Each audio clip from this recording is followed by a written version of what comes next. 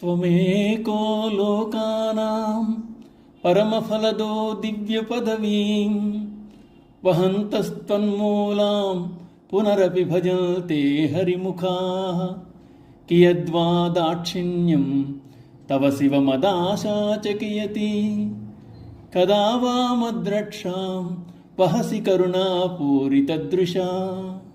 సుఖస్వరూపుడమైన ఈశ్వర, నీవు ఒక్కడివే జనులకు మోక్షఫలమునిచ్చువాడవు. నీ దయవలన హరివిరించులు వైకుంఠ సత్యలోకములను పొందారు. వారు పొందిన దాంతో తనివి తీరక ఇంకనూ పరమపదమును కోరి నిన్ను భజించుచున్నారు. ఈశ్వర, నీ యొక్క భక్తాభిప్రాయ వర్తనము ఎంత అపరిమితము! భక్తులు యందు నీకు గల దయ ఎంతటిది! నీ దయ ముందు నా ఆశ ఏపాటిది! కరుణాపూరిత కటాక్ష వీక్షణములతో నాలోని అహంభావమును తొలగించి నన్ను రక్షింపు అంటున్నారు శంకరులు. విజ్ఞాన యోగంలో భగవానుడు చతుర్విధ భక్తుల గురించి తెలియజేశాడు. పరమాత్మను సేవించే భక్తుల్లో ఆర్తులు, జిజ్ఞాసులు, అర్థార్థులు, జ్ఞానులు అని 4 విధములైన వారున్నారు. వీరందరూ భగవంతుని సేవించేవారే. వారిలో సంతాపమును గురి నివారణ కొరకు ప్రార్థించే ఆర్తులు, దైవమును గురించి తెలుసుకోవాలన్న ఆసక్తి గల జిజ్ఞాసులు, ప్రాపంచిక విషయములందు ఆసక్తి చూపు అర్థార్థులు, భగవతత్వమును గ్రహించిన జ్ఞానులు ఉన్నారు. భాగవతంలో గజేంద్ర మోక్షం ఘట్టంలో మొసలిబారిన పడిన గజేంద్రుడు, భారతంలో దుష్ట దుర్యోధంచే అవమానింపబడిన ద్రౌపది ఆర్తుల కోవలోకి వస్తారు.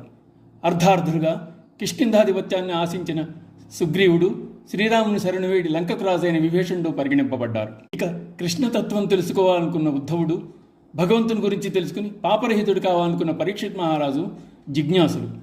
జ్ఞానుల్లో అగ్రగణ్యులు ఎందరో ఉన్నారు. వారిలో వ్యాసమహర్షి పుత్రుడైన సుఖబ్రహ్మ, హరిస్మరణను విడువని ప్రహ్లాదుడు, విష్ణుగానంతో లోకాలను పునీతంగా ఉంచిన నారదుడు మొదలైన వారు ఉన్నారు. ఎవరు ఏ విధంగా ఆరాధిస్తే వారిని ఆ విధంగా అనుగ్రహిస్తాడు పరమేశ్వరుడు. సకామ భక్తి పరులైన దేవతలు పరమేశ్వరుని సేవించి వారి లోకాలకు అధిపతులై అష్టైశ్వర్యాలతో కూడిన సార్వభౌమత్వాన్ని పొందారు. అయినా వారు లభించిన దాంతో తృప్తి చెందక ఏదో పొందలేకపోయాం, ఏదో పోగొట్టుకున్నాం అన్న భావన కలిగి మరల పరమేశ్వరుని ఆశ్రయించారు. ముక్తిని ప్రసాదించమని అర్థించారు. అటువంటి వారిని కూడా దృష్టి అందించుకున్న శంకరులు ఈ శ్లోకమందు తనకు భోగభాగ్యాలతో పని లేదని, సార్వభౌమత్వం అంతకన్నా అవసరం లేదని, చివరకు ముక్తిఫలం కూడా కాంక్షించాలని చెప్తూ నీ పాదసేవా భాగ్యం ఒక్కటి ప్రసాదించు చాలు, వేరేదీ కోరను అని శివుణ్ణి వేడుకున్నారు. ఏ ఒక్కటి ఉంటే కావలసినవి పొందవలసినవి పొందలేకపోయామన్న అసంతృప్తి ఉండదో అటువంటి భగవత్పాద సేవా తత్పరతను మాత్రమే అభిలషించారు శంకరాచార్యుల వారు. ఆ ఒక్కటి ఉంటే చాలు, అన్నీ ఉన్నట్లే అని అభిప్రాయపడ్డారు.